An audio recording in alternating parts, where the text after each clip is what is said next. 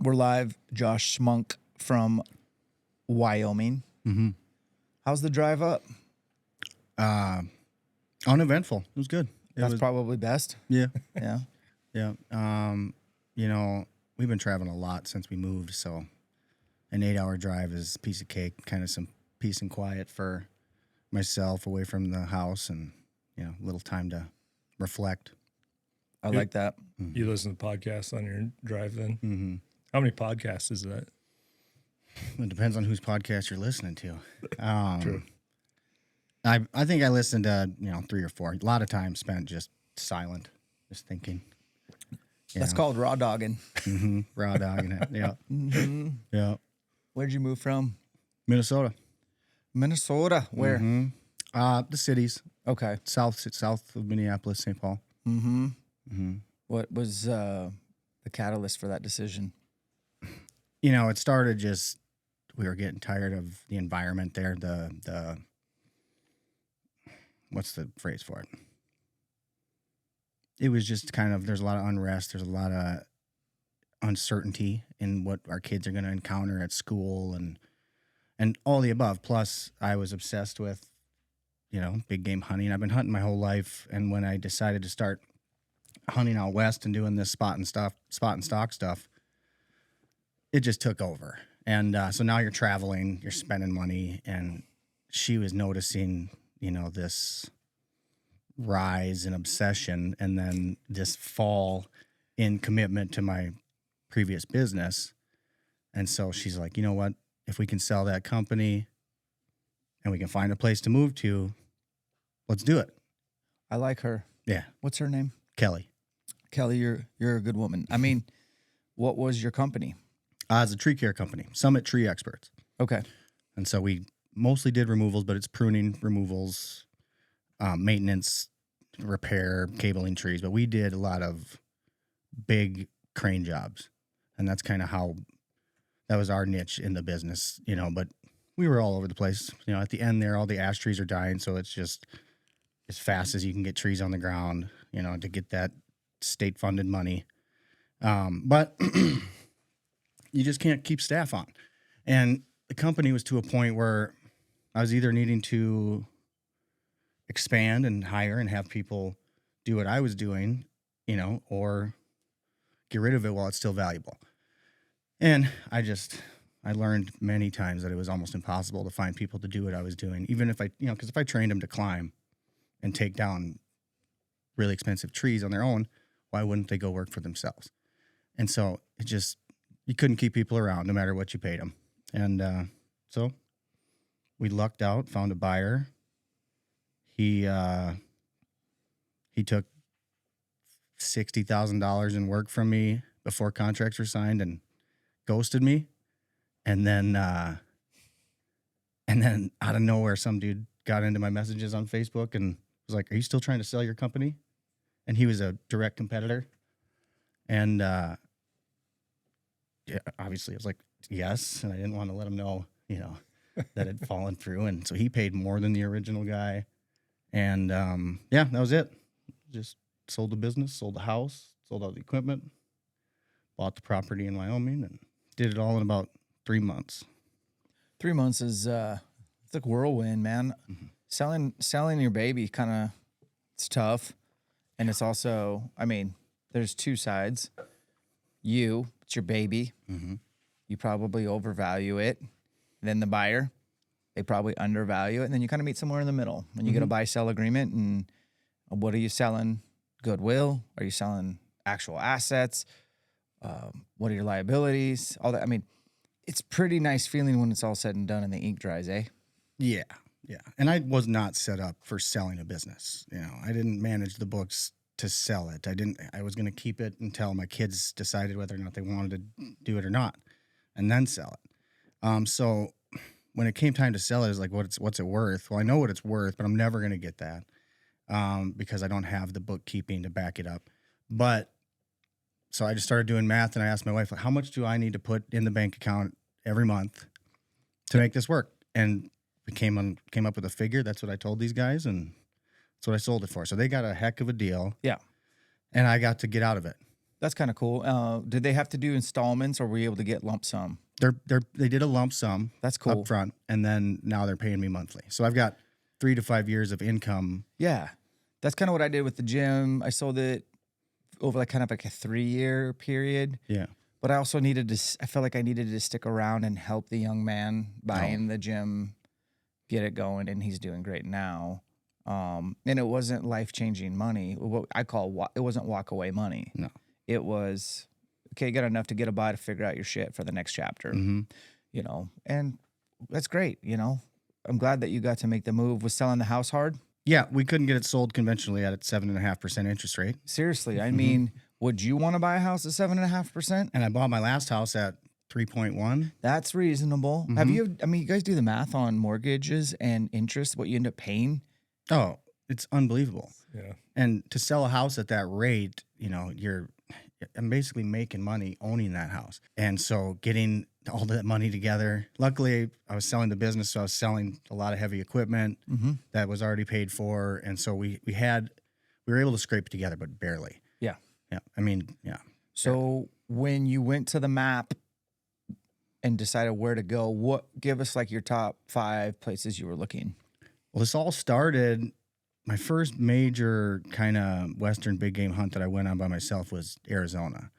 And so, you know, I came back from Arizona. I'm like, we're moving to Arizona. There's mule deer everywhere. We can get good elk tags as residents. It's easy elk hunting. We're going. And she loves it for the weather. But it was like northern Arizona, like, you know, a little bit south of Flagstaff is about as far south as I wanted to live for heat purposes. Yeah. But basically anywhere I can get resident elk tags regularly. And so that was the stipulation. I was hunting not last fall, but the fall before in Idaho. I got a really bad elk tag on accident, and I left early. I left after, it was like, there was no elk. I left after 3 days. And she's like, you should look at this house in Wyoming. So I did. I looked at it, and that was that fall. So then that next month, we started making offers and selling everything off. But it was anywhere with elk, anywhere somewhere near the mountains, hopefully not where we get 15 feet of snow every winter, and hopefully it's not really, really hot in the summer, which finding a place like that for a decent price is not easy. Yeah, let me know, bro. Yeah. Oh, that is awesome. I mean, Tyler, how would you describe our typical like seasons here living in North Idaho? Seasons? Yeah. I mean, we get 4 seasons, but our winters are gray and dreary. Yeah. It's like It's depressing. It is depressing. And like today we got sun for the first time in how long? I mean, that's the first thing I told Josh. I was like, stepped out of the studio, which has 0 windows. I was like, oh, it is so nice out. You know, we haven't had this. You brought the sunshine, man. Thank you. Yeah. We normally have it all winter. Last winter, my first winter, it was beautiful. I mean, if it snowed 3 inches, the next day it was gone. System's out. Yeah, because we're in a little rain shadow. But man, we're covered up in snow right now, and it's been cold. But it's like everybody I talk to is like, this hasn't happened in 15 years. So I'm not worried about it as far as making a poor decision on where to live to avoid snow. But yeah, it's our house was not built for cold and snow because the guy that lived there before would snowbird somewhere else. So we're learning he didn't care about insulating the pipes under the sink, and he didn't. And it's a can of worms, but that's why we got it for the price we did with acreage in the spot we did. I don't even hardly want to say the town name because nobody's. I couldn't believe we could find that place with that amount of land. It's not worth mentioning. We get weird springs too lately, Tyler. Oh yeah. And I don't understand it. Like, we don't really get them. Sometimes it's like we just skip over spring. Like, there's snow on the ground and then like it melts off and then it's like Summer. And that's when we have all the wildfires up here and stuff. And I love spring's probably my favorite season. Like, literally. Like, I know the elk don't bugle and they're not rutting, but I do spend a ton of time in the mountains in the spring. Yeah. And have just grown to love it the most. Yeah. We haven't had normal springs. Well, spring around here is like a mixture of all of the seasons in a day. Mm-hmm. Very bipolar. So you'll go out, it'll rain, snow, hail, and then the sun will come out and it'll be hot. Yeah, like a lot of my bear hunting is building fires Yeah. because it's just nonstop system after system. Really. And I get cold easily. So it's like, and you got a glass. I mean, if you're not behind glass bear hunting, what are you doing? Right. So, but we'll see how this spring shapes up. I don't know. You guys been there for how long now?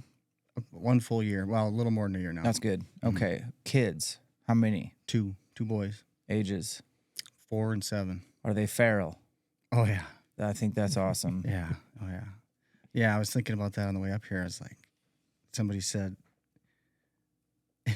if you had to go do some sketchy shit, which of your 2 children would you pick, and why is it your second?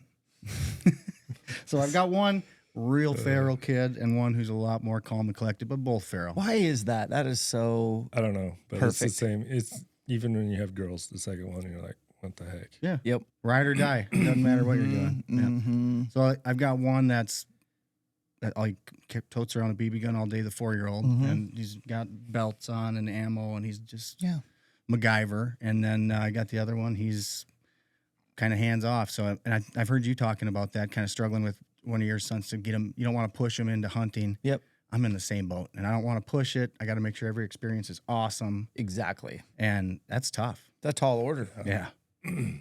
Well, it's been Oakley, your oldest, she's a girl, but she is a daddy's girl, and she's shown some interest in some stuff. And you've done a good job. Like, one thing I like about Tyler and his wife, Kaylee, is that they are way more interested in investing in experiences than things. Yeah. And our wives are friends, and so I like that rubs off on Alicia. You know what I mean? Yeah. Quite a bit. Sorry but about that. my bank account is sorry, but I'm not. Like, I want to go do stuff too. And so, like, you guys, like, just even last year, you invested in the Sprinter van and got it built out, and you've taken it, as far as I know, to the Grand Canyon. You've taken it through, like, Jasper. well, even Utah, southern Utah. Yeah, that was all one trip. So we drove down Grand Canyon, Zion, Arches,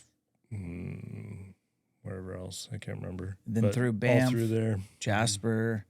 And that's just that was just last year. Yeah. Who knows what y'all are going to do this year? I don't know yet. Yeah.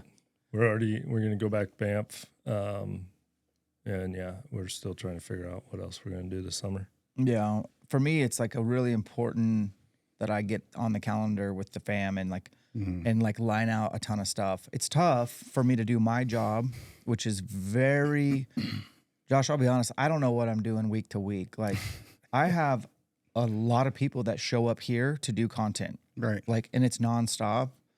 And to plan stuff, kind of like, it's really difficult, but we've got them on the calendar pretty early to go do all the stuff they want to do.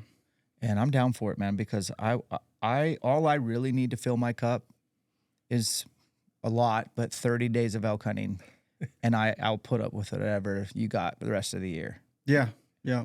Yeah. And I'm, it's not hard for me to want to do the family time stuff. It's always like, it's just so, you just watch them, things go away so fast. And, the way they say a word or anything. And so, as much as I want to get out I wasn't even supposed to start a business. My wife said, we'll do this, but you got to promise not to start a business until Waylon's in kindergarten. Like, you're going to turn that switch off. Yeah, I know. And I was like, okay, fine. I'll do the remodeling. We won't start any businesses. And then the llama thing kind of fell in my lap. And, but anyways. Oh, we'll get into that for sure. Yeah. But, so the kids, you just get so much more out of that stuff. We did the same thing last year. I want to do what you're doing. That's the ultimate. Keep them out of the house, keep them, off the electronics. But we did it last year. No Christmas presents. We're going to all go to Disney World instead. Don't, my mom and dad, don't buy them $700 in Christmas presents this year. Let's go to Disneyland. Yeah. Because it just fills my little tiny house. And then we get home and they play with the boxes they came in instead. So, yeah, those kids, it's going to go away quick. And I want to make sure I want them to live on the property. I want to have a property. I want to build a house for them and have it so they don't leave and don't want to leave. I want to be that kind of parent. But What's your acreage? 20. Perfect. Okay, so let's hear about llamas, man. Tyler, have you hunted with llamas yet? I have not, but I'd like to sometime. Tell us about it, the good and the bad. So if we're talking about pack animals, needing pack animals, there's 3 basic pack animals around here. You got horses, or equines, you got llamas, and you have goats. I was originally thinking goats because I hunt by myself all the time. They're cheap. They can go anywhere. You don't have to lead them on a rope. They can eat anything. Yep, and they will eat anything. But you can't have goats in Shoshone National Forest. Seriously? Mm-hmm. It's Did you know that? I did not. I know that there's places you can and can't have goats because of the diseases that they'll carry and transfer to the native animals. But I did not know. I don't know all the specifics on the goats. Yeah. It's old science. They banned goats because they were afraid they were going to transfer domestic diseases to goats and sheep. And the sheep are very vulnerable anyways. I get it. Yep. Okay. So that ruled out goats. Yep. But since that they've proven all that wrong, it's not even a thing. It's not even happening at all. They're not transferring any diseases in the areas where they're being allowed. But anyways, they're not allowed. So I started looking for llamas because, I don't want to shoot an elk in September, even if it's cool, and have to come back for a second trip in grizzly bear country if I can avoid it. Amen. And so it was like, I need at least a llama because then I can put, 100 pounds on that animal and hopefully me and a buddy can carry the rest out and we're done. So I started looking for llamas and the first guy I called, who was not very far, he was in Livingston. I told him what I wanted to do and I was starting a business and kind of doing this. And he's like, well, I've got everything you need. And he had 3 llamas, a trailer, a tractor, corral paneling, tack, all the stuff. It was a turnkey llama setup. It was $35,000 with the llama stuff. And I got it for just over 20 grand. And if I bought it all at once and Cashed them out. yeah, I'm like, I'll take it. My wife's like, here we go. We just started a business because I can't buy that much stuff and not incorporate it into a business at some point, Plus, now I'm set up to breed, to train, to pack meat, to do whatever. So, anyways, why llamas over horses in my area? If you don't know how to handle equines, it's not safe, and you shouldn't be handling equines if you don't have a friend there with you. And they're just high maintenance. They drink a lot of water. You have to attend to them at least twice a day, if not more, or just be by them at all times while you're hunting. They can carry more weight and they can carry you, but for me, it wasn't an option just because I don't have enough experience. And then leading into a leasing business, you can't comfortably lease out horses to people that don't regularly use horses. And guys that come from the Midwest to hunt elk usually aren't horse guys. And 2 years ago, where we were last year, Yep. some dude rented horses. And I seen this helicopter landing at the trailhead while I was in the backcountry. Come to find out, he was on the horse for 5 minutes. Like the guy leasing the horses was still there. And he got thrown off, broke his back, life flighted out. There goes his elk seasons. yeah, And he probably hasn't ever really been around horses. right. I've been around them a lot, but I still dislike hunting with horses. Like, so much so. Yeah. Because just even 2 years ago with my dad's horses, we're in a backcountry spike camp. Man, I get back to spike camp, I'm freaking smoked. All I'm thinking about is getting my water, getting my pack ready for the morning, getting my mountain house in my belly, and passing out. Like, I'm smoked. That's not what you get to do. You got to take them off the high line, walk them, get them water, get them fed, hope that they're still there. Yeah, nothing bad happened. Yeah. Or you got to figure out how to take them wherever and tie them up for the day, which is, you don't know what they're going to eat. They might eat a bunch of bark, get colic, Right. or something. Had that happen. Just they're a pain in the butt, honestly. It's a lot of maintenance, but man, they're sure worth it when you got something down on the ground. Yeah, I think they're great having them at the trailhead. I think they're great in the right situation. Sure. You know, for me, I wasn't going to be in very many of those situations. My backyard doesn't have a whole lot of horse trails, and you know, the trailheads aren't big enough with corrals, and I just don't have the experience. You know, and on the flip side, llamas, if you make sure their bucket of water can't tip over, which they don't need much, they're camels. They're in the camelid family. They need very little. If they're browsing on local browse, they're getting water from that. Yep. But you can tie them up with a bucket of water and leave them for 2 days if you end up over the next ridge. That's And awesome. They're fine.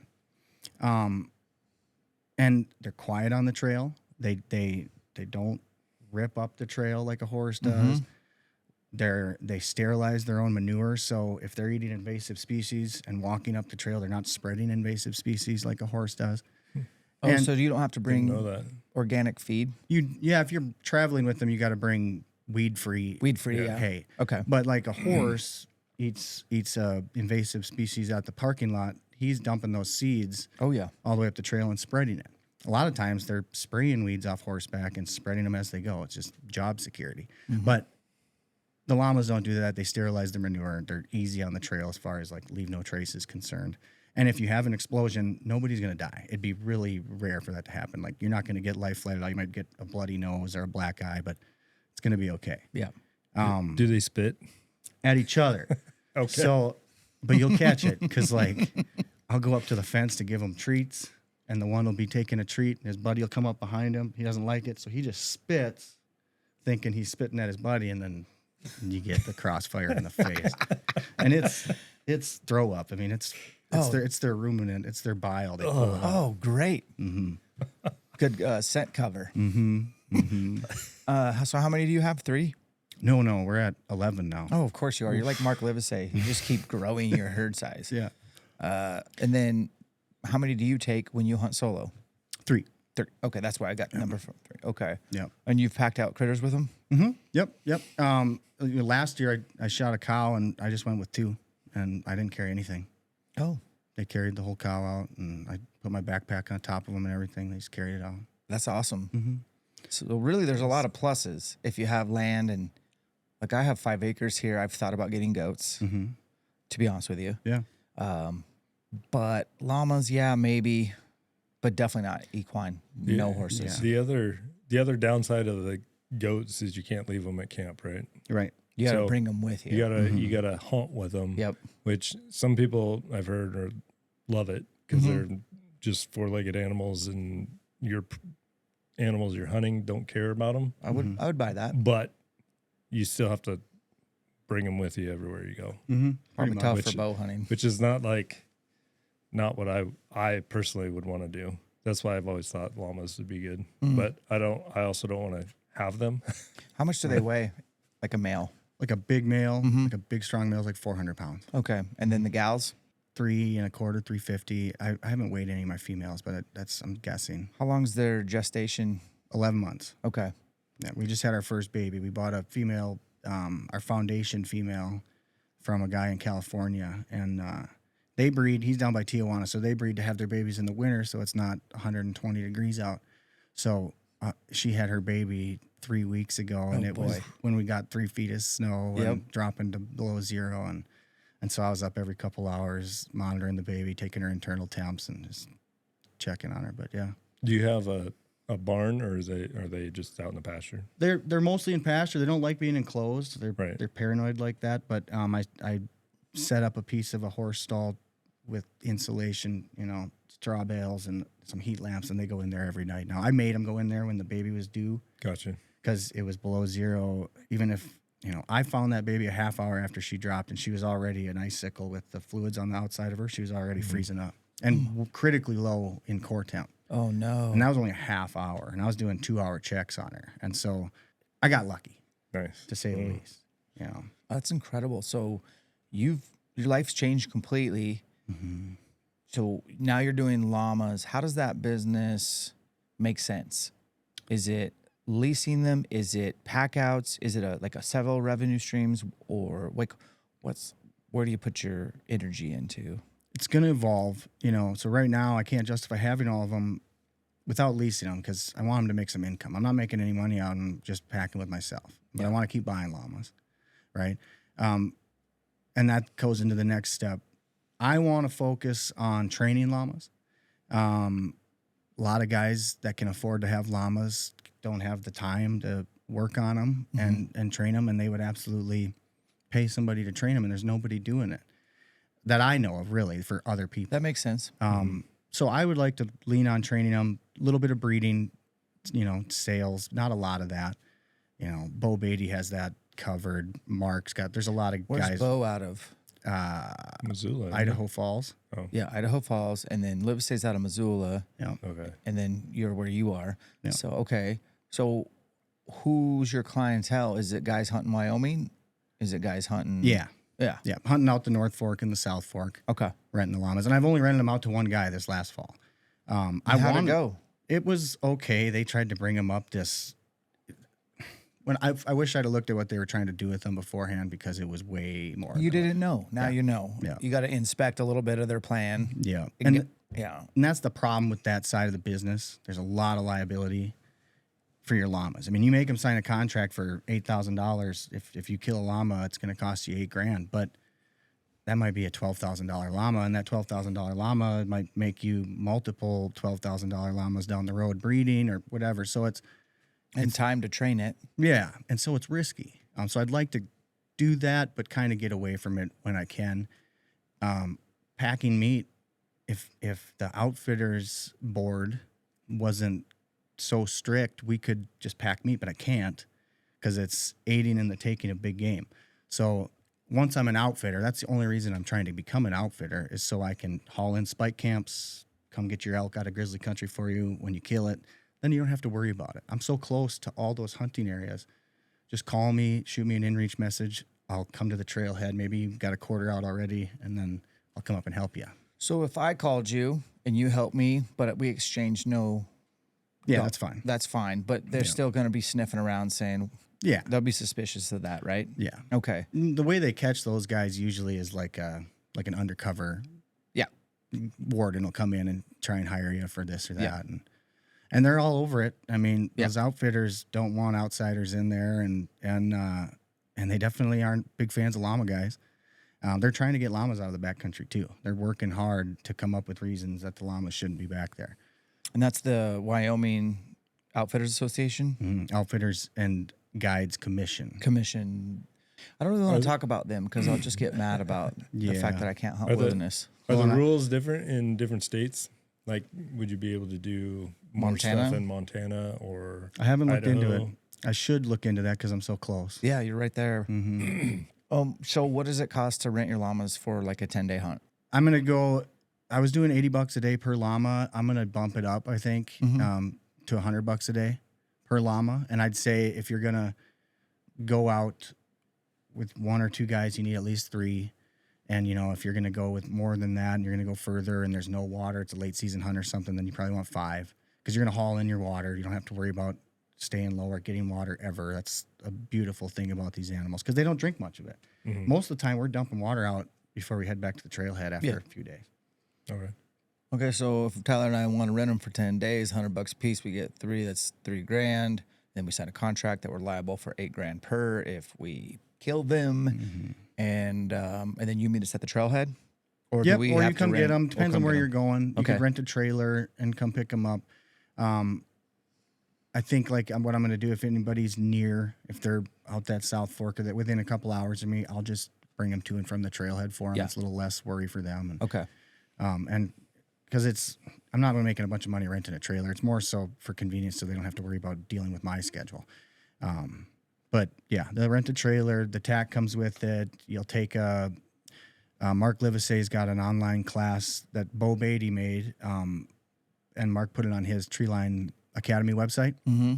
And so that's required. It's $80, I think.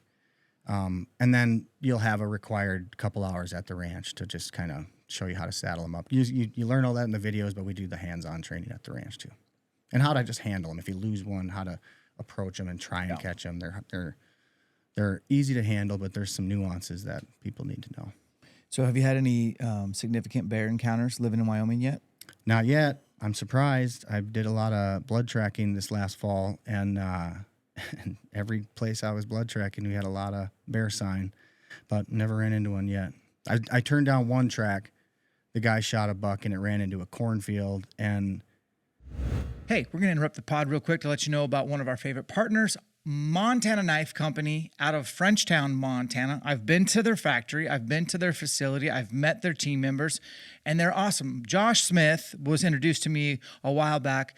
This is a guy who's been a master bladesmith since he was little, but also he was a blue-collar lineman who eventually got the gumption to go all in on himself. Him and Brandon started Montana Knife Company. They're kicking butt. They've been on my radar for a while, and I've been partnered for over a year now with Montana Knife. If you're in the market for a knife that you can pass down generation to generation, something that's fixed and is going to stay sharp and you can break down your elk, check out the Stone Goat, the Mini Goat, the Blackfoot. They have a variety of knives. They have drops that sell out every time. So head over to their social or their website or their YouTube. Check them out. Follow along to be notified when their next drop is. We will even do more down the road, exclusive ELKSHAPE drops like we did this year. That thing sold out. Montana Knife, great company, great people, amazing knife that will last you a lifetime. Hey guys, going to interrupt the pod to let you know about one of our awesome partners, Peaks Equipment out of Bozeman, Montana. Peaks makes an array of backcountry stuff for those DIYers. So the first thing I'd recommend is the Duo headlamp. They have a green and a red. Both of them produce a white light. Each light has 3 different settings. You can hold a button down to make sure that it doesn't turn on in your backpack. All USB-C rechargeable, and the battery lasts a long time. That's probably my favorite product from them. And they also have gaiters to keep your boots and your garments dry, especially in those spring bear hunting scenarios or when it's raining. Shelters, they have a whole host of tarps and teepees, sleeping bags, stoves. They continue to put out awesome backcountry products that are proven to help have a more successful experience in the backcountry. Head over to their website or check out ELKSHAPE.com. If you're on the Peaks website, enter the discount code ELKSHAPE to save yourself 10%. Peaks Equipment continuing to change and elevate the game in the backcountry. Hey guys, interrupt this podcast to tell you about our partner, Black Rifle Coffee Company. This is a veteran-ran company. Evan Hafer established it in 2014. And if you're like me, coffee is life. Well, we have a discount code for you, ELKSHAPE20.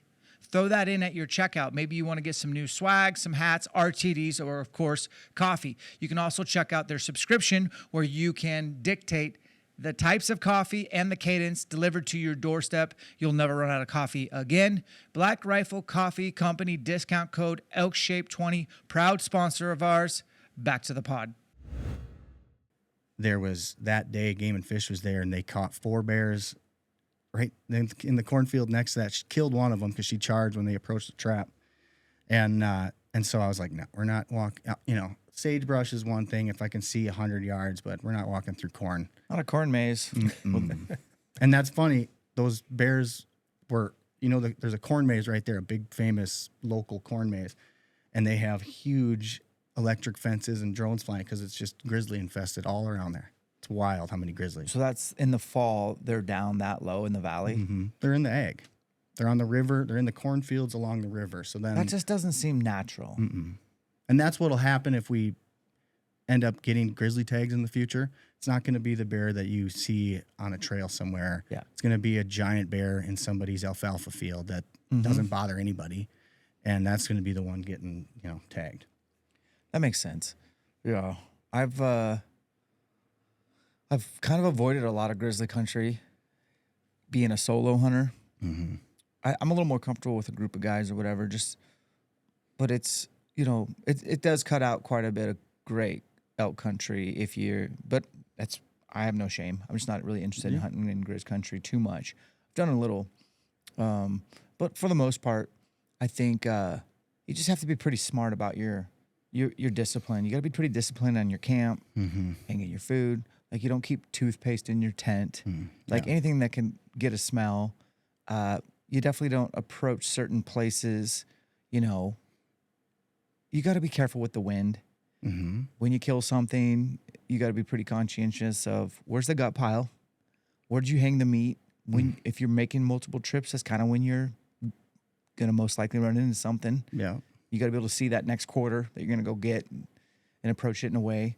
Yeah, there's just some nuance to it, but I like the idea of like a little bit of a portable backcountry bear fence. Do you Yeah. have that? Yep. I have a What do you couple that have? go out. It's just a battery cell, a reel of fence, and that's another reason to have llamas. You throw it in that you can bring whatever you want. Yeah. And they're an alarm system themselves. If you're sleeping in grizzly country and it's 2 a.m. and you hear a twig break and you don't have animals, you're going to be sitting up for the next 3 hours with your pistol on your chest, like, oh, shit, what was that? And with the llamas, they're going to let you know. They make an alarm sound when predators are near, even sometimes a deer, and they make this really loud, shrilly sound, and so they let you know. And typically that spooks the bears off.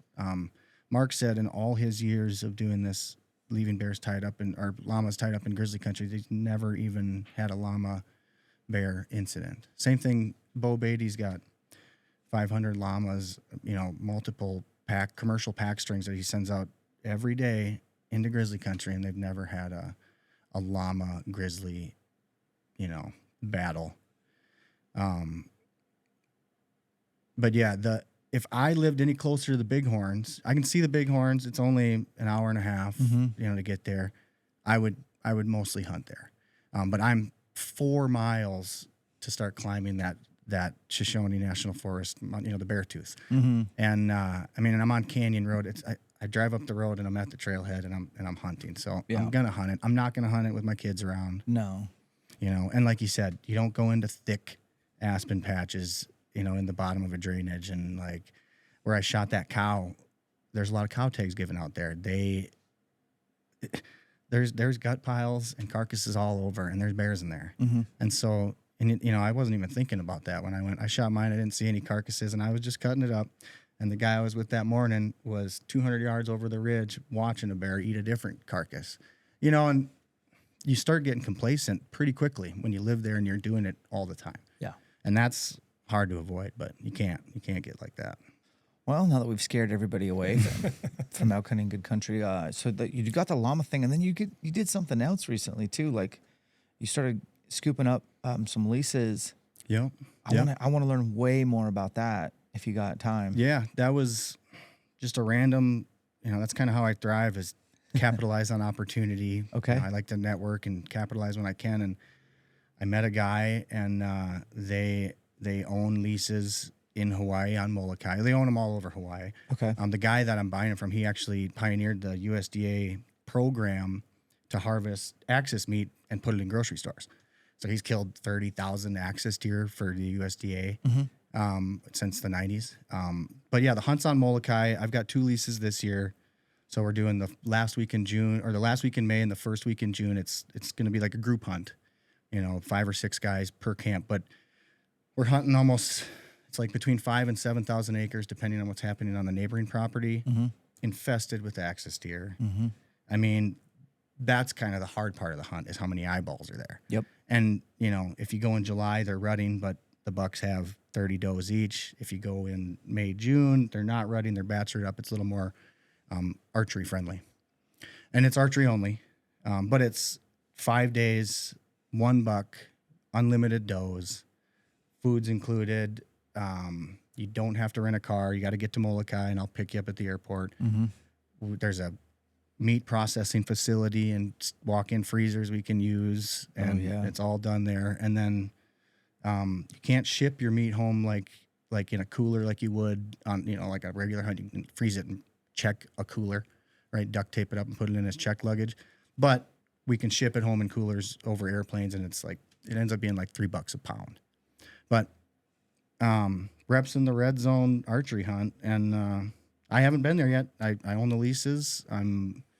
I sold, the first hunt is sold -1 spot. Second hunt is open, and I was gonna buy like 8 more of those leases, but the property isn't gonna be ready for hunters by the hardhorn season. They're mostly hardhorned in that May to July time frame. It's like I've hunted Hawaii a few times. I feel like you can just get a hunting license online. Yep, $90, $95. I think you got to prove that you have hunter safety. Mm-hmm. I can't remember it's been a while, but pretty straightforward. I've gone on a couple leases that required bow hunter safety to hunt those.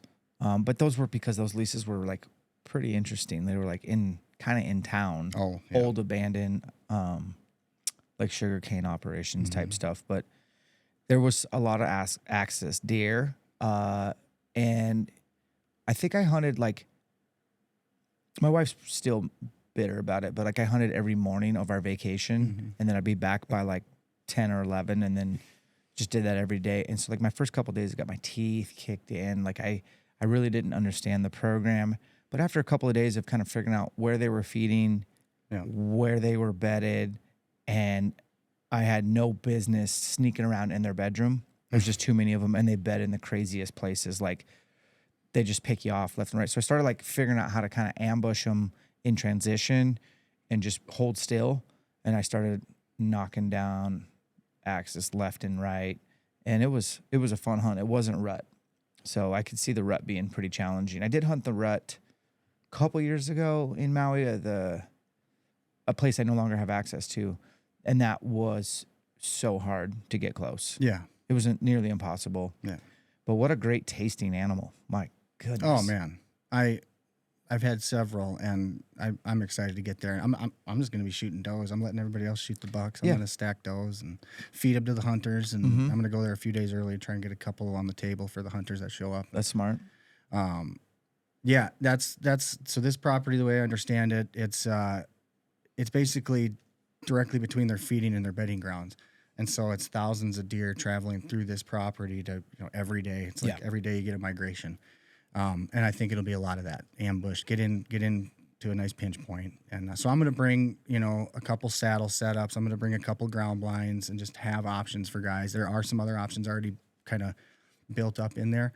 But I just want to make sure we have, until I know exactly what we're dealing with. But I'll make sure we have options for everybody. How'd you book the hunters already? Were they already like repeat clients or friends mostly? Oh, nice. Yeah, friends and friends and friends. Okay. Yeah, I mean, just word of mouth. There's a lot of folks that want to do that hunt. Yeah. My DMs will prove it. Because I've shown a couple videos. People were like, hey, how do I hunt? I'm going to Hawaii. I'm like, okay, where in Hawaii? Which island? Oh, that, Molokai like, that's where you want to be. That's like the Mecca. For access. Yeah, for access. And there's Mouflon there. No. No? No Mouflon. What else is there? It's just access over on Molokai for the most part. No pigs? Yeah, I think there's some, but they don't encounter many on this property. Okay. Yeah. Okay. Black buck. They have black buck, and we can hunt those. Oh, really? It's going to be a similar cost. That's a rifle hunt you can do. You don't have Spanish goats, right? No. Okay, those are on Big Island. Yeah. Those are also on Maui. Yeah, Mouflon, Lanai is good for Mouflon, if I'm not mistaken. Lanai, that's what Mouflon. Yeah. Yep. Lanai. Molokai. No, I haven't been to Molokai. Yeah, it's rugged. I mean, there's not a lot going on in Molokai, but it's a great place to go hunting. It is a little difficult, the travel and stuff. There's no big airplanes going over to Molokai, so it's limited on how many people, and so anybody that signs up for the hunts, they'll be booking their flights pretty soon, just to make sure they get them. Yeah. What's your website?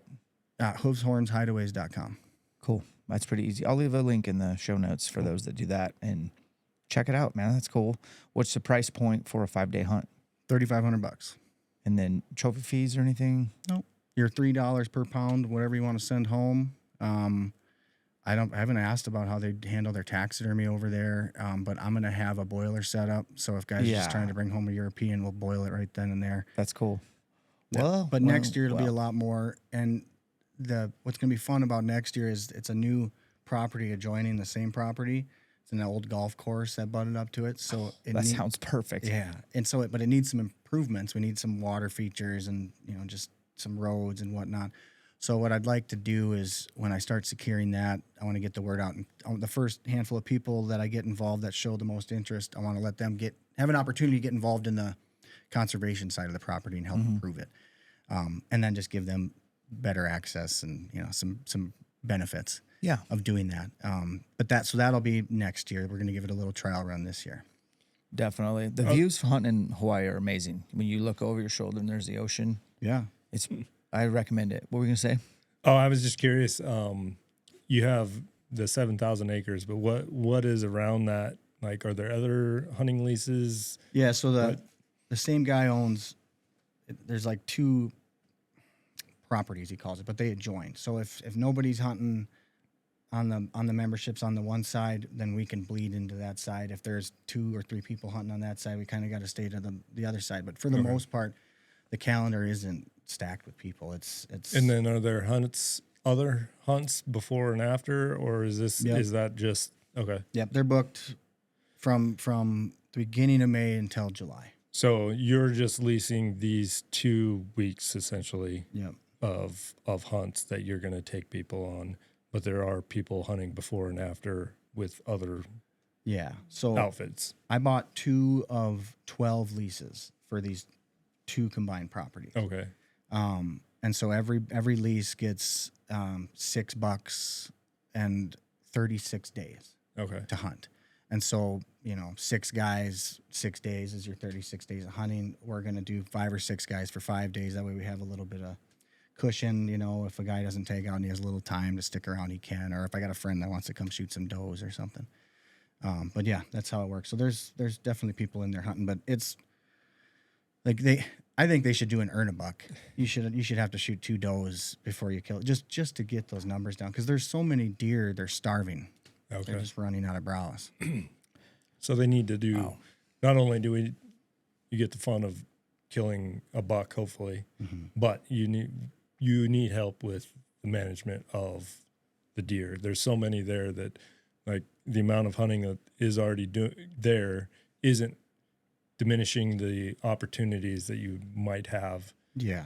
Because of they're so overpopulated at the moment. Right. And there's no natural predators on the island for them. So it's just hunters that are keeping the numbers in check. And you need more people to kill more does to get those populations down. Yeah, just to protect the ecosystem.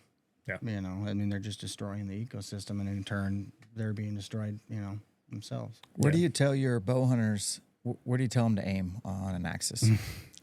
Because I know I have my observations, trials and errors. So I'll give you my opinion, but I need to hear yours first. The way I'm going to go about it is I have a real hard time aiming off an animal. I don't think I could. So I'm going to go fast, and I'm going to aim. If the animal doesn't move, I'm still hitting the heart. And if it does move, hopefully it's not above the lungs. But yeah, aim for a heart shot, and hopefully you got some time before that arrow gets there. That's cool. Yeah, I would say, I'll just say what I think, and people can. I would bring probably something cut on contact, and I'm going to treat them almost like an African game. I'm going to go up the leg and aim right there and try to knock them down. I mean, the more away from the shoulder my shots were, I felt like the longer it was to recover. And then I hit a couple, like I'm talking about, just go up the leg and just hold that pin right at the top of the heart, like upper third. Lower third, high, up the leg.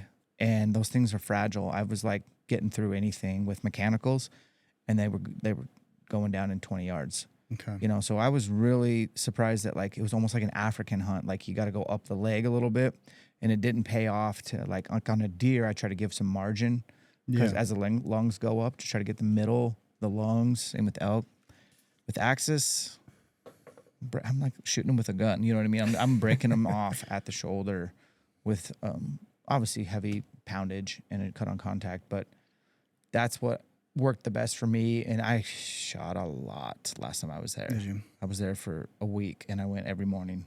How heavy was your arrows? Oh, they weren't that heavy. Probably like 440. Yeah. Not super heavy. That makes sense, though. Knock that shoulder out so they bulldoze a little bit. I was getting lungs every time. Like those lungs were kind of behind the shoulder a little bit. I felt like the vitals were up further than what I experienced. And there's guys who've killed millions and millions of axis, so that might be able to argue, but I'm just what worked for me. Yeah. And I have some friends I have a lot of friends on Maui, and they get to hunt them year round. And in fact, one of my buddies is a professional surfer, and he killed a giant over-the-counter Idaho bull this year. First bull ever. And I just don't think a lot of rookie hunters could have killed that smart of a bull, but because of his several successful hunts in the mountains of Maui and all the reps in the red zone, it's just like, it expedites that hunting learning curve, that killing learning curve where he's a killer. Like he knows what to do when it's crunch time. He's been there so many times. So for guys that are like maybe aren't even that experienced, don't be intimidated. Go hunt axis. They're cagey. They're cagier than whitetail. I mean, they're freaking, they're on all the time. And you can really become a better bow hunter by hunting axis deer in paradise. Well, yeah, and that's, you know, I've hunted my whole life, and it's still, you know, difficult to keep together when it's time to kill something. And there's no better way to fix that than to kill stuff. And so, yeah, I think this hunt's good for anybody, whether you're trophy hunting or not. You can hold out and you can stack up does as they come by if you just want to make sure you're getting some meat home. Yeah. I think it's good for anybody. Any other Hawaii hunt, they're almost all in that $3,500 to $4,500 range, and it's like 1 night, 2 days, no food, no accommodations. This is accommodations. This thing's pretty pimped. Yeah. Yeah. It's a good opportunity. And you don't have to worry about anything. Like you're going to be able to get your skull boiled. You're going to pay a premium, but you're going to get that meat home. Yeah. And when you try it, you'll be like, oh, I'm taking all of it. Lots of reps, beautiful country. What I would suggest for guys that are maybe like me and have the time, maybe have the budget, go do the 5-day hunt, then fly your wife in. Get that out of your system. Yeah. Don't do it the other way where you're with your wife for 5 days and then you got this exciting hunt coming up. For me, I'm going to be so looking like, will you hurry up and leave? I want to go hunting. Like that's how I am. So I would do it, get the hunt knocked out, and then fly the wife in, and then maybe 5 days with her or 7, whatever. Yeah. And it's a great experience for you guys. But don't hunt with your wife there if she's not into hunting. Yeah. That's what I did. That's good advice. Because I've been telling people as part of selling the hunt, like, you can bring your family and they can stay at a VRBO down on the beach and it'll be great. You can hunt and go see your family. And it sounds like that's not a great idea. I wouldn't do that. Okay. Yeah. Yeah, and so my family's coming out the week after. Exactly. See? We'll hang out when I'm done. All the with hunting's guys. out of your system. Yeah. And yeah, that's what I would do. Maybe I will. Maybe I'll book something with you. But I think Molokai would be a fun place to visit. My wife loves getting out of here in the winter. Like, so it's tough to like leave the good weather we finally have at the end of May, June. Plus, it's still bear season. But I think, I think it'd be cool for sure. What are you doing at home for workouts and fitness? I got to talk about fitness while we're here.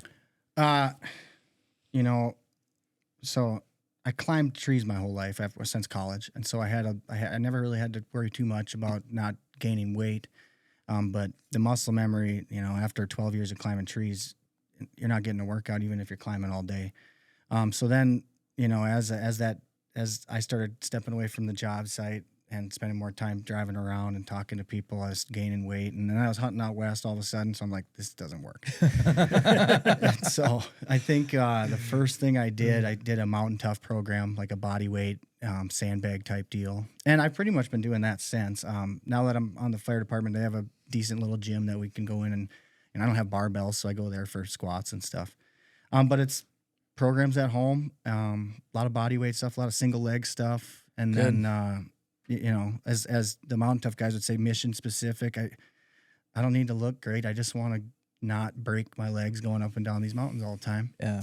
And then just the activities, man, I was working out a lot. And then this fall I started blood tracking, and you know, blood tracking in the Midwest is one thing. Blood tracking here, they're like, well, we're 3.5 miles in from the trailhead, and then, you know, it's another 1.5 miles to where I shot this elk.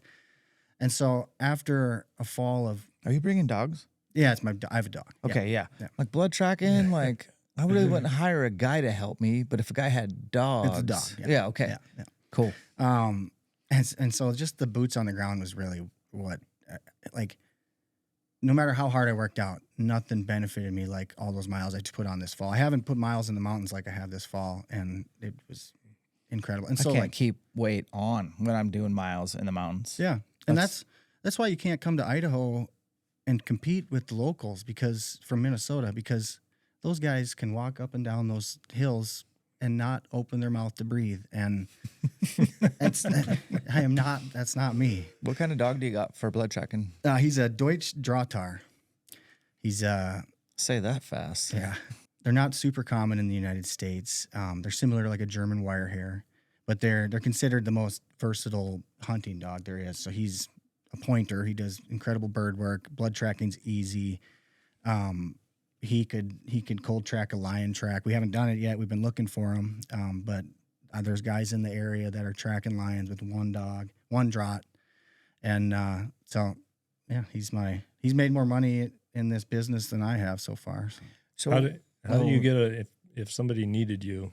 How does that work? So there's a website called UnitedBloodTrackers.com. That's one avenue I'm on, and then the best way now is there's an app. It's called the Tracker app, TRAKR, and that'll have guys that didn't want to do the United Blood Tracker stuff, but still have a good blood tracking dog. Okay. Because United Blood Trackers, you got to pay fees and stuff, and you don't necessarily need to do that to blood track and go through their tests. What's the name of the app? Tracker, TRAKR. Oh, R, no E. Mm-hmm.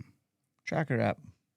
And then you just put in a request, fill out the questionnaire, and it tells you where your nearest trackers are, and I get an alert. It's legal in a lot of states, man. It's becoming more and more legal. Yeah, Wyoming, Idaho. I don't know about Montana. Is Montana? it's legal in Montana. Yeah. Okay. So let's talk about. Did you do any blood trails in archery, guys? All were archery. Okay. Cool. That's what I want to dig in if you got time. Mm-hmm. Okay. Cool. First and foremost, though, are you a volunteer or a firefighter full time? Yeah, it's all volunteer. Even the chief is volunteer. Yeah. Podunk Town or whatever. Mm-hmm. What's that schedule for you? Just for training and stuff. Weekly meeting. Weekly meeting. Training meeting. We're working on FF1 now. We finally got enough guys that want to do it, and so we're doing that. I mean, we were fighting fires before we were FF1, but yeah. Weekly meetings. I go in once or twice a week and just go through the trucks and. Are you an EMT as well? I don't think I'm going to go that route. I might. I don't know. That's a lot. They just finished their EMT You need class. to.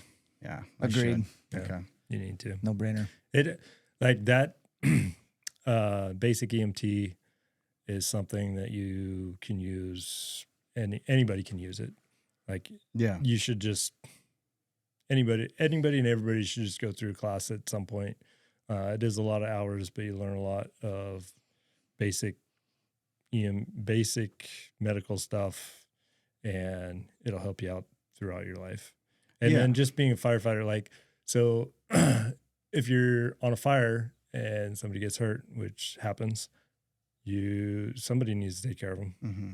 And so I would recommend that you just bite the bullet and get it done. There's a lot of you can do online, so you can do it at your own pace, and then show up for a week of hands-on training.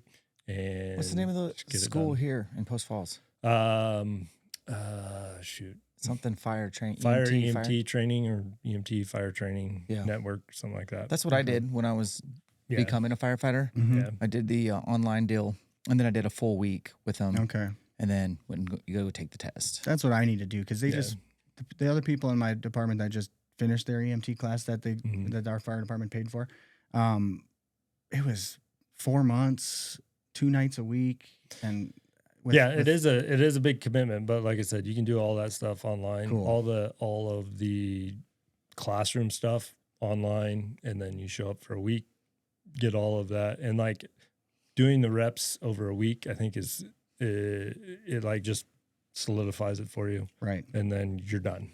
And then you can actually go help, and you'll be a way better asset to your volunteer fire department. And that's like your community, that's the community, and that's like your family, your neighbors. That's who you're gonna help. Yeah. And so that's like, I think that's a no brainer for you. If you're gonna be a volunteer, just do it. Just do it. Yeah, you're right. And it's, we have several that are, not a ton, but we have several good EMTs that are working in the industry, but they're not always there, Right. And I am. I'm 2 minutes. I can see the fire hall, nice. and I work from home, so I'm the first one to the fire hall. And if I'm home, I'm the first one to the fire hall. So you're right. This year it didn't work out because that was too much class time each night. The in-person ones it's a big time commitment to do all of that in person. But like I said, just find one of the online ones. The one they have here is great. It's really good. I know a lot of the guys that teach for that. They're really good. And it'll improve you and make you a better asset on any calls you go on. How do you?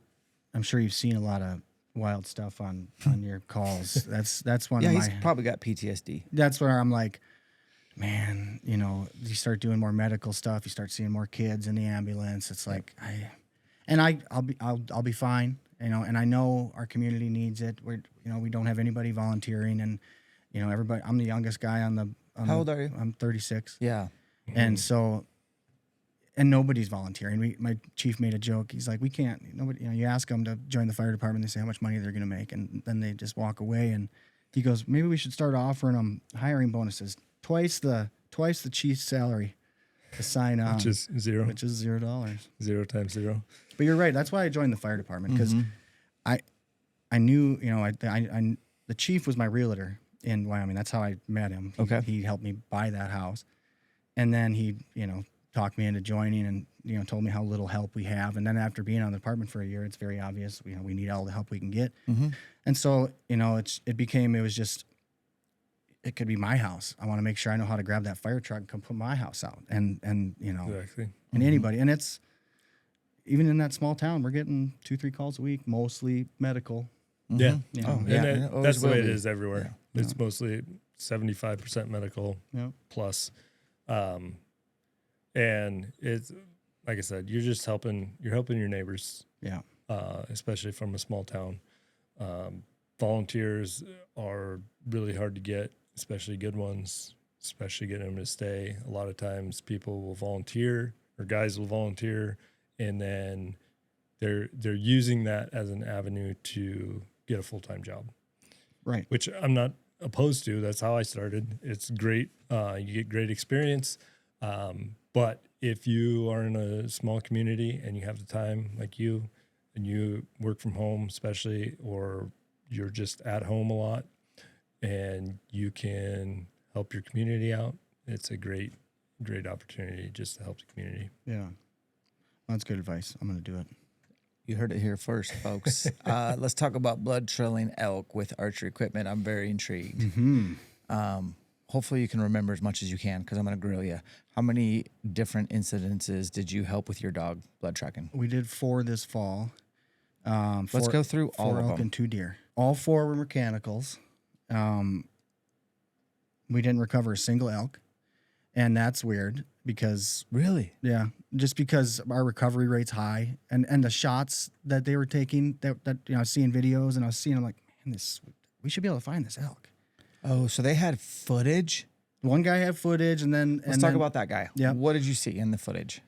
He hit low, but it looked like it was still above, it was up, it was liver area, and it was low. I'm like, it's a fatality if it's liver, but it's going to be a while. And so we waited, and then, And a dog can smell that. I mean, a liver or guts is like the best situation for a dog, right? Yeah. And these dogs, ungulates have a gland in between their toes, the interdigital gland, and it's like a fingerprint. Yep. And so once a dog gets on a blood trail and he associates that with that deer's or that elk's footprint and that smell, you can go through other elk tracks with no blood, and he'll stay on that elk. Yep. And I mean, it could be a whole bunch of traffic, and he'll stay on that. It might take him a minute. He might have to back out a few times and restart the track a few times, but he'll get it. So that guy, he called me. It's the elk of his life, biggest bull. It's like a 360 bull. It's huge. And he Local or non-res? local. Okay. He lived there. He proposed to his wife down in this canyon. Oh, man. So he put the pressure on. Damn. And I'm like, well, I'll be there. But we waited till the next day after he sent me a picture, a screenshot of his video where the hit was. And I said, we got to wait at least till tomorrow. And you got to remember, it's a lot of wolves, a lot of grizzlies. Yes, sir. And so we get there, and we're standing on top of this cliff looking down. He goes, yeah, I was down there when I shot it. And it's like, I mean, it's a mountain goat trail. He found a mountain goat deadhead on the trail. It's straight down. Okay. And about 900 yards to the river. And so we went down, and we were on blood, and we were tracking blood, and the dog was really liking it. Like, I can tell by his body language, if a lot of times, like if it's not dead, he usually starts showing me. He just starts losing interest in the track. Like, it doesn't smell like a fatal hit to him or something. But he was showing those signs, and then we'd lose it for a little bit, and he'd show me we'd find a little more blood, How'd the blood look? Not good. Okay. Not very little. Just not a lot of volume. And was it hard to read the color of the blood the next day? Yeah, it was dried. Like you couldn't tell if it's just dried. Yeah. It was dark. That's tough. And there was no bubbles dried in it. You know, usually if it's lungs, there's little, you can see the Did bubble. the hunter interfere with the crime scene after the shot? Like, Absolutely. Oh. Every one of these guys did. And that's to be expected out there. Because, first of all, most of these guys don't even know there's a blood tracking guy around, right. a dog. And then they're all usually pretty decent hunters and they've tracked plenty of animals. So, you know, you're going to try and go find your critter. And especially if you haven't been educated on how to screw up a blood track. But he looked and looked and they gritted. And so there's blood everywhere, you know, traces of scent everywhere. And we ended up, my dog's going up the other side of this canyon. It's just a straight wall. And we're hiking behind him and I'm following him. And then all of a sudden I seen him key in and I thought for sure he's just wandering now, and found another speck of blood halfway up that side. And then we got cliffed out, which is mind blowing to me because obviously that elk went up there. The hunter said, we can actually ride horses to the top of the other side. We've been here all day. It doesn't look good. You know, you can head out. And so we stopped. We went back down. I went for a loop. There was one patch of timber we didn't check. I went through for a loop with the dog while they ate lunch, and that was pretty wild. I came around the corner, and there's this big set of running moose tracks, and right in the running moose tracks is a big set of grizzly bear tracks. Yep. I mean, in fresh. It had to have been that Just warm. happened, yeah. And we never found that bull, but then he called me a week later, and there were some guys from down south that had been hunting there for like 2 weeks, and they saw him again, rutting his cows Yeah. in the river. Yeah. He had a big wound. He looked a little sluggish, but he's rutting again. Yep. He shot that guy. He hunts with a recurve. He picked up a compound the week before. He took because he could never get closer than 70 yards to these bulls, and he took a 70-yard shot and hit a little low. Never found it. What did you know what broadhead he used? I can't. Just a remember. mechanical. I think it was a Grim Reaper, because he went up to the archery shop and said, "I need what do you think?" And they just set him up. He's used to shooting cut on contact blades with his longbow, his recurve, and I can't remember. But that's something I want to incorporate. So the tracker app is mostly deer in the Midwest and down south, right? Yeah. And they have a ton of analytics on there as far as, you know, all the shot placements. They have 20 questions they ask every hunter, what they're using. There's all these analytics. I'm downloading this. I had it pulled up. I'm going to download it before I forget. Okay. Oh, I got it. I'm a hunter. I'm a tracker. I'm kind of a hunter. All right, so I'll get signed up for this. Yeah. This is cool. I want this in my back pocket. We had dogs come down in Texas from my buddy's deer he shot, and he shot it with the Mega Meat, which is from G5. It's 3 blades. The blades are long. It just leaves huge holes. I mean, like legitimately a great mechanical broadhead. And he hit it low, like really low. And he didn't have it on video, so we couldn't really like review the footage. And it bled a lot. And then we called in the dogs, and then they ended up chasing the alive deer all over. And the guy was like, "This deer's fine. There's no way this deer's gone this far. He's not gonna die. We're out." But Josh still had to pay, I want to say $400 just for those guys to show up. So Yeah. what's your fee? Nothing. What? Tip based. I don't want people to not call because they can't afford it, or they don't feel like spending the money, or I whatever. like you. And well, and there's reasons for that. It's part of just being nice and getting the dog out. But they're also hunting animals in my backyard, and so if I can find that bull elk for them, that means they're not going to go shoot another one. And Amen to that. And so Yeah. it's conservation, trying to get it. Plus, the amount of intel I gained this fall tracking other people's bulls. I mean, they're Oh my showing me God. where they're finding bulls, Yeah, you're seeing where the shot was, where the animal went when it was hurt. what it looked like. Yep. I mean, everything. Yeah. Yeah, that's insane. So the big bull lived. Yeah.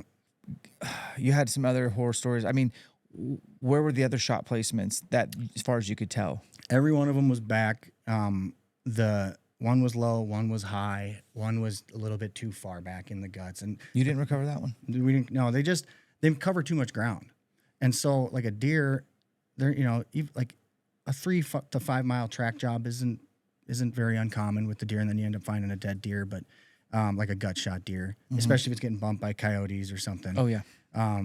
Those elk, man, that dude climbed up that other side in 5 seconds. Who knows where he was? Where you got clipped out. Yeah. And he still went and over we, it. It Yeah. took us 3 hours to get to that point, blood tracking.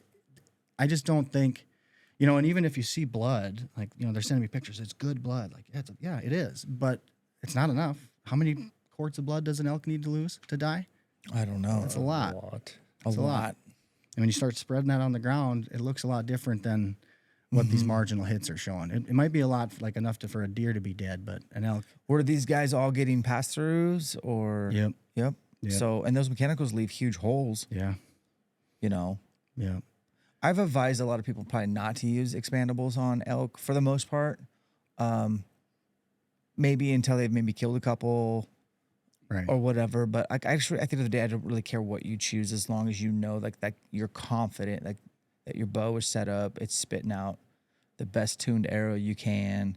I mean, I never feel like I say you should only do this because this is what I do, but I can only say here's been my experience over the last 25 years. I put a lot of elk on the ground, man. So and I've wounded a few, and I've lost a few, and the main ones I've lost have been with expandables. And who's to say I might not use expandable in 2025 for real. I go down to Texas every year and I try a bunch on deer, and I really study the energy, the entry, the exits. Some of them taking severe quartering to and away shots. Some of them hitting scap and just seeing what they're up to or whatever. But the bottom line is bow hunting's not perfect. Right. It's not perfect. Yeah. So if you do make a fatal shot and you can't find blood, calling in a dog is a damn good option. You may not get your meat. You may get your meat. Right. But your odds go up for sure. I had a blood tracker guy. He might be the guy that started the whole thing. I can't remember his name. He's on my pod. If we look it up somewhere, there's an episode with a guy who I think is the guy. Oh, okay. And he did such a good job on that pod explaining how it works and how the organization works. And the guy you need to talk to that designed that app, full of knowledge. He's got a decent YouTube channel, a lot of turkey hunting and deer hunting and stuff. Shane Simpson. He designed that app. He's a wealth of knowledge. He's on the hunting public a couple times for some of their deer and stuff. Yeah. But he's got way more knowledge than I do, incredible amounts. So I could have found you on that app. Mm-hmm. That's pretty cool. Because you put, I'm a tracker. Mm-hmm. And my location, because you just pull it up. Who's around? You going to download that app? Yeah. Yeah, I think it's kind of a no-brainer. Especially if you're like, man, I feel for the one guy who proposed to his wife in that canyon, and then it's a bull of a lifetime. And it just sucks. And it's probably dead now. I mean... Yeah, it might be. He could have lived for a few weeks, but they're so tough when they're all rutted up, especially. Yeah. Especially. Yeah, I don't know about the broadhead thing. For me, I'm gonna shoot iron wills. Is that your broadheaded choice? Yeah. I have a couple expandables in there, but I don't want to pass up a quartering 2 shot. And I don't want to pass there's just not enough opportunities in the woods to pass to wait for a perfect quartering away or a broadside shot in my hunting style. But then on the other hand, I shot a muley 2 seasons ago in Arizona, and I hit a branch and it deflected and hit him in the neck, went straight through his neck with an iron wheel. Had that been a bigger cut, I might have found that deer because he bled a lot with that iron wheel, but not enough. And so I'm always juggling, but I'm still, everything I've killed with those blades, I've killed 2 bears, 3 deer. When I hit them where I need to hit them, it's 20 yards and they die. And there's very little blood, but they're dead. And did you see that film that I put out on the Utah Bull this year? I don't think so. Yeah, it sucks, but it's a 50-ish yard shot. I shot him high. Yeah, I saw it. Okay. It was with the Grim Reaper chisel tip that I have put through scaps on elk before, and I've been really confident with it, but it's not a very big cutting diameter. I wonder, and I had an iron wheel wide in my quiver, and I had it in front. And in the heat of the moment, I literally just grabbed what I grabbed. Yeah. And my rule of thumb was like anything beyond 50, I was going to grab that Grim Reaper because that is the best flying fixed broadhead I've ever tested personally. And the iron wheel wides do seem to plane past 60, even with a really nerdy tune. I just want to know, I wonder if that iron wheel would have got through that scap. You know what I mean? I have a hard time believing it wouldn't. Exactly. But it just goes to show how much energy is lost just past 30 yards. Yeah. You know, from 30 to 50, I lost a lot of energy apparently. Yeah. Or maybe I did smack him in pretty much the center of the scap. But man, when you hear that sound and you watch that bull run and you see your arrow dangling out, it's profanity is what it is. Oh, yeah. Yeah, and that's an elk, man. I shot a Wisconsin buck one year with the rifle. I was bringing I'd already killed one. You can party hunt. And I brought my brother-in-law out to try and get him one. He'd never shot a deer. And I put him in position. I was going to go around this clear cut and try and bump any deer that are bedded down in there. And sure enough, this buck got up, but he stayed on my side of the hill. He didn't go to him. So I shot this nice buck. And when I butchered that deer, he had an expandable in each shoulder, completely grown over. Shut up. One in each shoulder, completely grown over. One was like 2 years old. One was like last year. Yep. And I found him with my knife as I was butchering this thing. I mean, and I could tell when he got up, he was a little tight as he was trying to jog away. But they're tough. And that's a deer. Yeah. I haven't decided what I'm going to run yet in 2025 as far as everything for elk.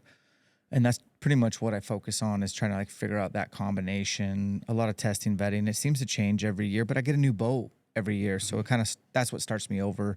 If I had the same bow, I'd probably run the same setup if I had a good experience with it. But, and then obviously new stuff comes out and I can't help myself. I have it narrowed down to the Easton 5.0. It's a 5mm. Or go back to the X10 Parallel Pro. It's a 4mm. Anytime you drop down to a 4mm, you really better have your componentry dialed. As you found out, you ran Ultras, 4 mils. Yep. And you ran the components that they come stock with, which aren't our favorite components. So I found some good ones, and then you got to work on, okay, what's going to fly? What is the bow? You got to tune this arrow, and you got to figure out what broadhead gives me the most confidence. Is it durable? Is it a one and done? How's it fly past 80? Do I have to have mechanicals in the back of my quiver for follow-up shots, or can this thing actually perform at distance? How is the entry hole, exit hole? I don't want to pass on a frontal that's close. I don't want to. I did not shoot a frontal last year. I had a bull.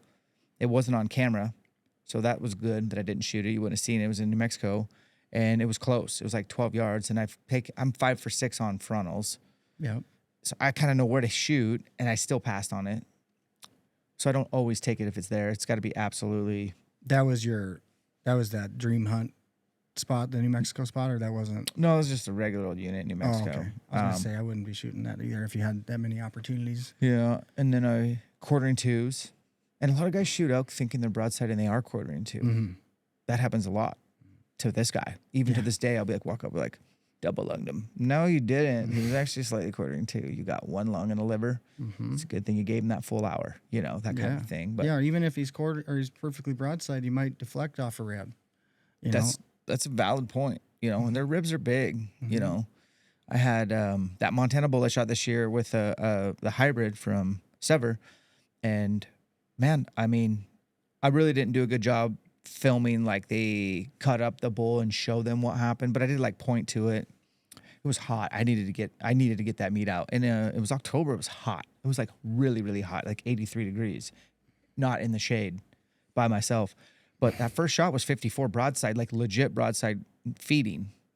And I was freaking blown away at the arrow just sticking out, like a lot of my arrow sticking out on the entrance side. Yeah. I was like, what is happening? And the bull was acting really sick, but not like coughing out any blood. Yeah. 5 minutes stare down and he pieces out. And if you guys watch the video, I end up getting another shot in him. And for whatever reason, that shot didn't get a full pass through, but I got all the lungs, and the blood trail was insane after that. But when I cut up the bull, I could tell like I hit him mid body, middle of the lungs. But that rear deploying, it must have just kicked that arrow. And so it went into the first lung and kicked hard, nicked the stomach, which was nasty, and then nicked the liver, which is hence why he was acting so sick. Balled up. Balled up. And then obviously the second shot went through both lungs. But that drove me nuts because I felt like I should have zipped through him, watch him tip over. Right. And so I'm just not, that broadhead has worked really well for me. That hybrid, anything severs works really well on deer. I just don't think I would use it on elk. That's just me. Yeah.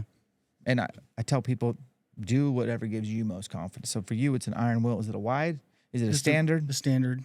Yep. Okay. Standard single bevel. Okay. With bleeders, obviously. Yep. Okay. And sharpening them, resharpening, has that been a challenge at all for you? No. Pretty straightforward. I just got one of them. Work smart? Yep. Or work sharp? Yep. Work sharp. I just cleaned up. Have you on messed with those yet? Mm-mm. I need to order a set. I think they're pretty. I had a guy in bear camp one year show me that system. Yeah, it's sweet. Really cool. Do you unscrew it and pull it out and set it in there, or do you just I just freehand it on the Freehanded, belts. okay. Yeah, it depends Yeah. on the knife. Like the broadheads, I just freehand it on the belt to Yeah. clean that edge up. Yeah. I think it's pretty important to have a really, really, really sharp broadhead. Yeah, yeah, and it's and I've killed multiple deer without resharpening that broadhead. But when you need it, you need it. When you need that sharpness. Yeah. And that's crazy. There's so many things that can happen in archery. When you look at like the analytics on that tracker app between broadheads and stuff, there's Yeah, summarize the stats if you can. if I'm remembering correctly, well, the one I know for sure, we recover way more wounded archery animals than we do wounded firearm animals. I think a lot of that has to do with, and my bear guide buddy in northern Minnesota will say this, just the explosion makes him run a lot further initially. So like he recovers all of his archery bears in a lot shorter distance than his firearm bears. That makes sense. But the broadheads, you'll see we recover more mechanically wounded animals than we do fixed blade. Oh yeah. And that's just the nature of it, I guess. But I don't want to plan for a marginal hit, and that's kind of like where I was when I was throwing them in the quiver. It's like, well, if I go a little too far back, I'm still going to, do a lot of damage, but I don't like thinking like that. It's like, I'm just going to It's tough. Yeah. But when you realize how bow hunting is just a game of inches, like 1 inch can change the outcome. Yeah. Artery. For real. Yeah. So I don't know. Will you ever use a mechanical on elk? I don't know. Yeah. Put you on the spot, didn't I? You did. Have you ever shot an elk with a mechanical? Well, up until, was it 2 years ago? You couldn't use mechanicals in Idaho anyway. So Yeah. I never. That's probably why I'm such a fixed guy for so long. Was you just couldn't in Idaho. Couldn't use a light and knock for so long in Idaho. So yeah, It was the last state to finally say, okay. Yeah. So because of that, I just never mess with them because that's where I primarily hunt. And so I didn't want to like set up something for something else and then have to switch around or whatever. I just went with the fixed, and then I didn't matter where I was hunting. I could think use the same thing. For bears, archery bears, I really think it would be more beneficial to use an expandable. Yeah.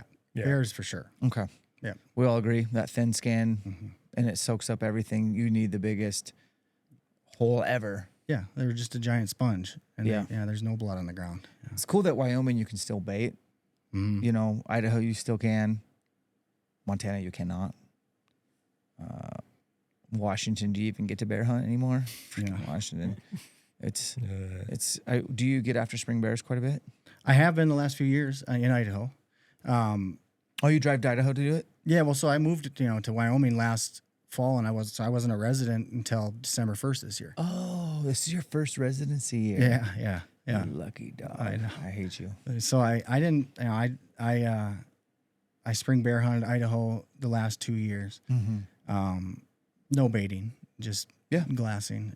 Last year that spring bear hunt was my first hunt with llamas, and it was awesome. We saw a lot of bears, didn't kill. I missed a bear with the rifle at like 650 yards. I had no business shooting that far. Oh, really? I learned that. I thought I did. I had the gun for It's it. a tough wind call. I've been shooting my whole life, but you start adding in elevation and angles and Canyons, wind is different. I did that. So part of this whole thing was, I knew if I'm going to be doing this before we even moved and sold houses, I needed to kind of immerse myself amongst others. And so my wife bought me a ticket to the Western Hunting Summit. Oh, really? Lampers thing. What year did you go? I went last year and the year before. You've been twice. Mm-hmm. Okay, cool. 'Cause 'Cause you've she- worked with Joel. Yeah, yep. Great. And so she wanted to go last year and do the rifle one. Mm-hmm. But so yeah, so I did the summit to kind of brush shoulders with the some of the best guys in the game and start networking and just kind of start seeing where there's gaps in the industry and just researching and obviously it's a blast. And then we did that rifle summit and they had those professional long range shooters come in and man, you learn really quickly. You have no idea what you're doing behind a gun, and it takes perfection to shoot anywhere past 500 yards at a critter. Yep. Well, we've learned that. Yeah. Not the critter part, but like working with professionals. Yeah, it's cool. It's like, dang, I need a refresher. I talked to Allwine this week. I'm like, man, I need a refresher course. And then there is an NRL in Spokane area in June, like June 20th. Okay. And I was like, well, we're going to get on the calendar, Matt, and you're doing the skills course with me and Tyler, which is cool. So like we have a mentor. We're doing all the stations, but we get to have a coach. Cool. And that's great because we both have the setups just like you. And we've spent some time at the range with a professional, and in a couple of minutes they make you feel like you're freaking unstoppable. Like I always leave there going like, God dang, I'm a good shot. It's seriously For sure. But the reality is the range and bench shooting and laying prone on a flat concrete and having him help with the wind calls, he's not there. It's not flat. There's thermals, there's prevailing. There's just a lot going on. And you're excited. Yeah, and you're setting up on a rock, and yeah. Yeah, I did shoot a bear a couple years ago, about 650. Yeah. But it was with a buddy's gun, and he made the wind call. Yeah. So I still don't have any street cred, you know. And I don't even know that there's wind. I probably just punched the trigger. Oh, really? I'm sure I realized, like I've been shooting a rifle my whole life. I can shoot good, I thought, but like as I'm gripping the gun, they put the camera on the scope and you're looking at it on a screen and he's watching like just gripping the gun, how much your reticle's moving. Oh, yeah. And he's grabbing my hand. I'm squeezing as light as I can. He's like, no, you're squeezing that too hard. Let up. And I feel like I'm barely touching the gun. Yeah. So, that alone, I was like, well, obviously I was putting input into that gun somewhere where it shouldn't have been, maybe because I missed high. So I was probably putting too much cheek pressure on. So when that recoil went, it brought that gun up. But there's just so much to it, even though, I've shot thousands of rounds with a rifle in my life. Yeah. And you go there and just get humbled. And it's, my wife did way better as far as her learning curve because she didn't have any bad habits. Yep. She came there fresh and I came there with 33 years of bad shooting habits. Yeah. I'm not funny. We went to Vortex Optics' HQ this summer, and they put on a long range seminar, but it was indoor. They have a nice little range, and man, two former Marine sniper guys teaching us everything, full classroom, and then out back to the classroom. And I love that flow. It really broke it up. They gave me just enough information I could digest, and then we went and practiced it. Yeah. And then at the very end, we did a competition, which was really cool. And just continue to realize I love shooting rifles, not necessarily at animals, but just it's so much fun to shoot that. So that's the thing that Tristan, my son, is kind of gravitating towards. So I'm throwing gasoline on that fire. Yeah. That's where we're gonna start. Take him out coyote hunting. I mean, there's a lot of opportunities. He gets to shoot at a small critter in weird positions, and doesn't matter if you wing him. I mean, you're not worried about it. Well, dude, you drove a long ways. Was there anything else you want to bring up on this pod? Well, I guess I could just cover a couple other things in the business, just little things. So we covered the llama thing. The llama training is kind of where I want to focus. We're going to be an outfitter. And so, right now I can legally guide bird hunts and stuff like that, fishing trips, just llama day trips. You want to go look for artifacts or whatever you want to do. You want to go fishing, rock climbing. We can bring the llamas out for day trips. Eventually we'll start outfitting. I don't necessarily want to be a big game hunting guide. I hunt too much, and I'm going to do it if I get opportunities, but that's not where I'm shooting for. We got the beetle thing going on. So we'll be, if you come out and hunt near us and use llamas, you can drop your skull off and I can do that too. How long does that take, bro? Well, my previous system is a long time. It's, the beetles are only a couple weeks, but degreasing and whitening takes, several months to do it in a non-aggressive way where you don't deteriorate your bone and Yep. stuff. But with these new boilers, I think it's going to cut that time Sweet. drastically, which Yep. is cool. Because I don't know if it's going to be as time consuming as it currently is. I don't know that I'll do it forever. Yeah. Yeah. I might just and if I get really busy with these other things, I might stop doing it too. Yeah. It's just a lot of tinkering. I got to go in there every day it's just whatever. But I'm doing that now. That's an option. And then we're doing custom freeze dried meals, and I'm not going to put them up as like meals available to add to your cart on the website. It's going to be if you're on a diet and you're going on a hunt and you don't want to switch your diet and start eating Peaks Refuels and mess your gut up, you can send me a menu. I make your food, I freeze dry it, I package it, and I send it back to you. Tyler does a little bit of that. Yeah. But you're freeze drying. You're not. Yep. Okay. And you're dehydrating. Yes. And there's a significant difference. Yes. And he's gluten intolerant. Mm-hmm. So like that would maybe come in handy for a guy like you. Like, okay, man, here's my menu. I want these freeze dried, or maybe you want a handful freeze dried. Yeah. Would you say the dehydrated meals are decent? Mine are. I mean, but it's literally a meal that I would normally cook at home, throw it in the dehydrator, package it up, and away you go. Mm-hmm. I mean, I usually do it a couple weeks before a hunt. If I need the dehydrated meals, I'll just make a few meals every couple days beforehand, and I'm good to go. A couple things. You guys would hugely benefit from a freeze dryer. I mean, you guys are doing so much stuff, the promotional stuff, everything. It's having kids, the snacks, like this road trip. I didn't stop for food. I pulled out some coconut rice and chicken, heated up some water, made a coffee in the jet boil, and hit the road again. Just pull Nice. over on an off ramp. Mm-hmm. So traveling's better. Everything's better. But the difference between dehydrating and freeze drying, when you dehydrate, and this is, I don't know the exact numbers, but you lose a significant amount of nutritional value. Mm-hmm. And freeze drying, you lose none. Yeah. And then the other thing is, if you don't use it up, it's shelf stable for 25 years. That's awesome. So you have a freeze dryer. Yeah. Wow. What brand? The Harvest Right. Harvest, right? Yeah. Is And that that- what Livesay has? Yeah. Nice. He's the one that turned me on to it at that first summit, and they were handing out samples and stuff, and it's like unbelievable. That's I mean, cool. you can freeze dry anything. I freeze dry, so I'll put. When I was doing the carnivore diet, I was putting a lot of butter in my coffee just to get those extra fats, and honey, and so I just make a pot of coffee with all my fixings, freeze dry it, and I've got my own instant coffee. It's exactly what I make at home, and it's fantastic. But for an outfit like you've got. For me, I don't do nearly what you guys do. The amount of stuff and the amount of people you have coming through here, it's paid for itself in the first year. Oh yeah. Yeah. That's cool. I think more people would be into that. But so you do offer that service. Yeah, so they'll just call What's me. the website? It'll just be on my regular Hooves Horns Hideaway. So Okay. you'll just put in a request. We'll talk about it, how you like it prepared, and then I'll just cook it up, package it. It's cool. Wyoming has the Food Freedom Act, and so you don't have to have licenses and specific facilities and stuff to sell food direct to consumer. And so I can't put it in stores or anything, but I can, you obviously have to trust me with handling your food, but it's got to be labeled like that. But yeah. And so they just put it in order. I make your meals, send them back. We usually get no less than 12 meals per batch, and I usually get 18 meals per batch. Depending on your serving size.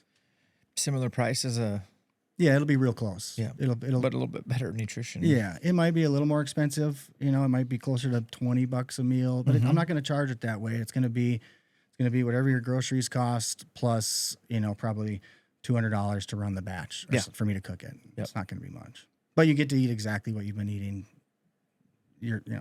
up until that point. That's a big problem a lot of people have. They get back and start eating food they're not used to, and Oh yeah. There's one Peaks meal. It's like elk ragu, or I don't know if they still make it. But like we did this. I don't even want to share this on the podcast. It's terrible, but I ate it, and then I had the next day. I was like, God, like bad gas, and it smelled like elk ragu. And so then I think I got Jake Webb to try it. Same thing happened to him. I mean, when like this is gonna sound terrible, like you cook it, you open it up, it's hot, steam, the smell. it's the same smell the next day.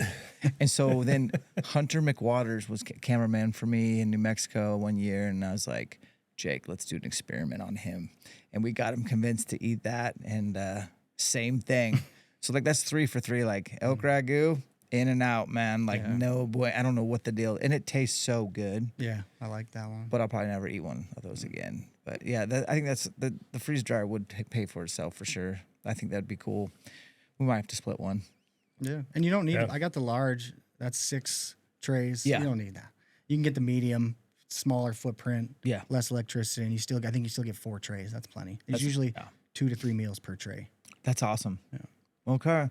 Well, thanks for coming all the way over here for this. But I was excited to talk to you, man. We've been kind of pen paling back and forth, so it was good to kind of finally get to know. So it's Josh Smunk. Smunk. Yep. SMUNK. Mm-hmm. Okay, and the website is hooveshornshideaways.com. And you got a bunch of stuff on there. Yeah. It's a basic website, but it tells you our story and our services, and you got a lot of services, is what I'm saying. Like you're doing things, man. Yeah.